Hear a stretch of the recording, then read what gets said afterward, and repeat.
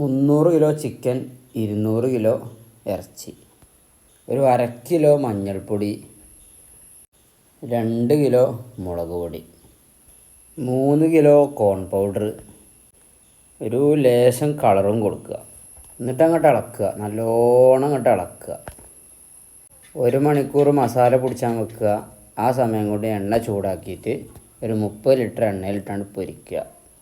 അപ്പുറത്ത് വേറെ ചെമ്പെടുക്കുക, ഒരു 5 ലിറ്റർ എണ്ണ വെച്ചിട്ട് മുളകിന് പൊട്ടി ജീരകം, അതേപോലെ തന്നെ കുറച്ച് ജീരകം, 40 കിലോ സവാള കൊടുക്കുക.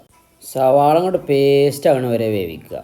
പേസ്റ്റ് ആയി എന്ന് കണ്ടാൽ വെളുത്തുള്ളി കൊടുക്കുക, ഒരു 2 കിലോ വെളുത്തുള്ളി. പിന്നെ അതേപോലെ തന്നെ 2 കിലോ ഇഞ്ചിയും കൊടുക്കുക. നല്ലോണം ഇളക്കുക, വേവാൻ വെക്കുക.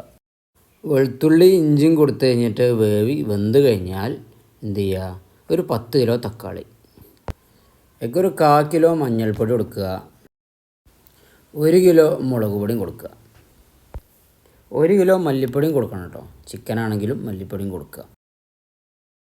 മസാലപ്പൊടികൾ കേട്ടോ, ചിക്കൻ മസാല, ഗരം മസാല, കശ്മീരി ചില്ലി, ഇതൊക്കെയാണ് മസാലപ്പൊടികൾ.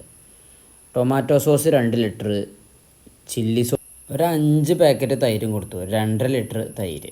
തൈരിട്ടങ്ങോട്ട് വേവിക്കുക.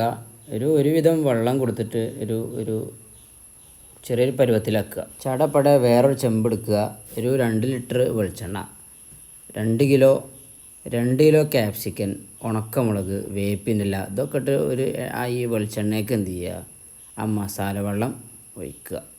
പൊരിച്ച് വെച്ച ചിക്കനാണ് ഇടുക.